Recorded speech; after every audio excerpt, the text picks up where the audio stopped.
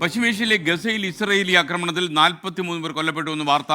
യുദ്ധത്തിന് നടുവിൽ യുക്രൈനിൽ വിദേശകാര്യമന്ത്രി അടക്കം നിരവധി മന്ത്രിമാരെ മാറ്റി പ്രസിഡന്റ് വ്ളാഡിമിർ സെലൻസ്കി തീരുമാനമെടുത്തു എന്ന വാർത്തയും വരുമ്പോൾ പി ജെയിംസ് ചേരുന്നു. Good morning P. Good morning S K. Hi. നമ്മുടെ വി എസ് പറഞ്ഞാൽ പി കാര്യങ്ങളൊക്കെ എങ്ങനെയുണ്ട്? വി എസിന്റെ ഒരു അടുത്ത സുഹൃത്തായിരുന്നല്ലോ. അതെ അതെ അതെ. സുഹൃത്ത് എന്ന് പറയാമോന്ന് അറിയില്ല, എന്തായാലും അല്ലേ, നല്ല വളരെ വി എസ് ആയിട്ട് വലിയ അടുപ്പായിരുന്നു. വി എസ് ഒരു പക്ഷേ ആദ്യമായിട്ട് ടെലിവിഷൻ ഇന്റർവ്യൂ അനുവദിച്ചിരിക്കുകയാണ്. അതൊരു വിശ്വാസമാണല്ലോ.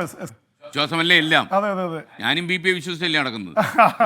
അത് ഏതായാലും വിശ്വാസം ശരിയായിരിക്കും. ഇനി പശ്ചിമേഷ്യയിലേക്ക് എസ് കെ എൻ.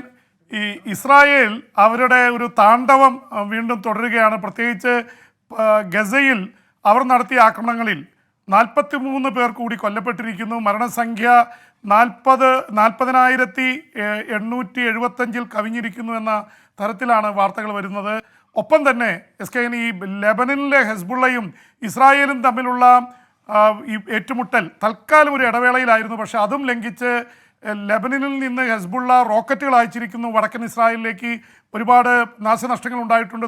തുടർച്ചയായി ഇസ്രായേൽ യുദ്ധവിമാനങ്ങൾ കയറി ലെബനനിലെ ഹെസ്ബുള്ളയുടെ കേന്ദ്രങ്ങൾക്ക് നേരെ വലിയ അറ്റാക്ക് നടത്തിയിരിക്കുന്നു. അപ്പോൾ യുദ്ധം വീണ്ടും വ്യാപിക്കുകയാണ്. ആ തരത്തിലുള്ള വാർത്തകളാണ് എസ് കെ എൻ വന്നുകൊണ്ടിരിക്കുന്നത്. ഇതിനിടയിൽ ഇസ്രായേലിലും വലിയ പ്രതിഷേധം നടക്കുന്നുണ്ട്. ബന്ദികൾ 6 പേർ കൊല്ലപ്പെട്ടു. കൂടുതൽ ആൾക്കാരുടെ നില പരുങ്ങലിലാണ്. പ്രത്യേകിച്ച് ഹമാസ് നൽകിയ നിർദ്ദേശം, ഇസ്രായേലിൻ്റെ സേന അടുത്തെത്തിയാൽ ഈ ഇസ്രായേൽ ബന്ദികളെ വധിക്കാനുള്ള നിർദ്ദേശം നൽകിയിട്ടുണ്ട്. അതുകൊണ്ട് തന്നെ അവരുടെ കുടുംബാംഗങ്ങളുടെ പിന്തുണയോടെ, ബന്ദികളുടെ കുടുംബാംഗങ്ങളുടെ പിന്തുണയോടെ ഇസ്രായേലിൽ വലിയ രീതിയിലുള്ള പ്രക്ഷോഭം നടക്കുകയാണ്. UN രക്ഷാസമിതിയിൽ ഇത് ചർച്ച ചെയ്യുന്നു. ഇസ്രായേലിൻ്റെ പ്രധാനമന്ത്രി ബെഞ്ചമിൻ നെതന്യാഹു ആണ് ഒരു വെടിനിർത്തലിന് തടസ്സം നിൽക്കുന്നതെന്നുള്ള ആരോപണമാണ് ഉണ്ടായിരിക്കുന്നത്.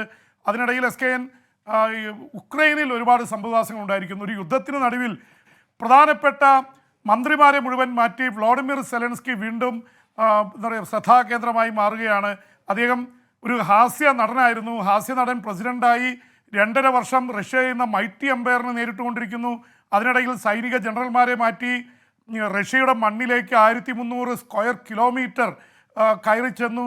ഇപ്പോൾ അദ്ദേഹത്തിൻ്റെ ചിന്ത എന്ന് പറഞ്ഞാൽ പുതിയ എനർജി വേണം. ഇവരെ വെച്ചുകൊണ്ട് മുന്നോട്ട് പോകാൻ എളുപ്പമല്ല. പ്രത്യേകിച്ച് അവിടുത്തെ വിദേശകാര്യമന്ത്രി ദിമിത്രി കുലോബ എന്നറിയപ്പെടുന്നത് ഈ വ്ളാഡിമിർ സെലൻസ്കി കഴിഞ്ഞാൽ ഉക്രൈൻ്റെ ഒരു മുഖമായിരുന്നു. ആ മുഖമായിരുന്ന ആളെ തന്നെ എടുത്ത് മാറ്റിയിരിക്കുകയാണ്. എന്താണ് സെലൻസ്കി ഉദ്ദേശിക്കുന്നതെന്ന് അറിയില്ല. എന്തായാലും പുതിയ എനർജി വരട്ടെ, ജനങ്ങളിൽ കൂടുതൽ വിശ്വാസം ഉണ്ടാവട്ടെ എന്നുള്ള രീതിയിലാണ്. പക്ഷെ അതിനിടയിൽ ഉക്രൈൻ്റെ പല കേന്ദ്രങ്ങളിലും റഷ്യ ആക്രമണം നടത്തുന്നുണ്ട്. ആണവപ്രയോഗം നടത്തുമെന്ന് പലതവണ പുടിൻ വാണിംഗ് കൊടുക്കുന്നുണ്ട്. ഇതിൻ്റെയൊക്കെ നടുവിലാണ് ഉക്രൈൻ യുദ്ധം നടന്നുകൊണ്ടിരിക്കുന്നത്. S K N. P James, മറ്റൊരു കാര്യം, ഈ കാനഡയിൽ നടക്കുന്നൊരു ഡെവലപ്മെൻ്റാണ്. അവിടെ ജസ്റ്റിൻ ട്രൂഡോയുടെ ന്യൂനപക്ഷ സർക്കാരിന് ഈ ജഗമീത് സിംഗിൻ്റെ പാർട്ടി പിന്തുണ പിൻവലിച്ചു എന്ന വാർത്ത വരുന്നു. അത് വലിയ ആശങ്ക ഉണ്ടാക്കുന്ന കാര്യമാണല്ലോ.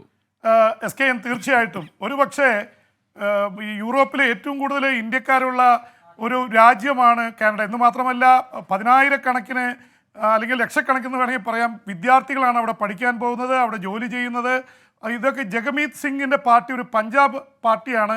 പുറത്തെ ലക്ഷക്കണക്കിന് പഞ്ചാബികൾ, അതും വളരെ ശക്തരായിട്ടുള്ള പഞ്ചാബി സമൂഹം ഉള്ളതുകൊണ്ട് ആ പാർട്ടിക്ക് 10-25 സീറ്റുമൊക്കെയാണ് പാർലമെൻറ്റിൽ ലഭിക്കുന്നത്. ഈ പ്രത്യേകിച്ച് ഇയാളെ സംബന്ധിച്ചിടത്തോളം, ട്രൂഡോയെ സംബന്ധിച്ചിടത്തോളം അദ്ദേഹത്തിന് താങ്ങി നിർത്താൻ, ന്യൂനപക്ഷ സർക്കാരിനെ താങ്ങി നിർത്തുന്നത് ജഗ്മീത് സിംഗിൻ്റെ പാർട്ടിയാണ്. അവർ പിന്തുണ പിൻവലിച്ചതോടെ അദ്ദേഹം മന്ത്രിസഭ വീഴുമെന്ന അവസ്ഥയാണ്. പക്ഷെ അദ്ദേഹം പറയുന്നത് ഞാൻ അങ്ങനെ വീഴില്ല, പുതിയ പ്രതിപക്ഷത്തു നിന്ന് പുതിയ പാർട്ടികളെ തേടുന്നു. എന്നാൽ അധികം വീട് കഴിഞ്ഞാൽ കൺസർവേറ്റീവ് പാർട്ടി ആയിരിക്കും അധികാരത്തിൽ വരുന്നത്.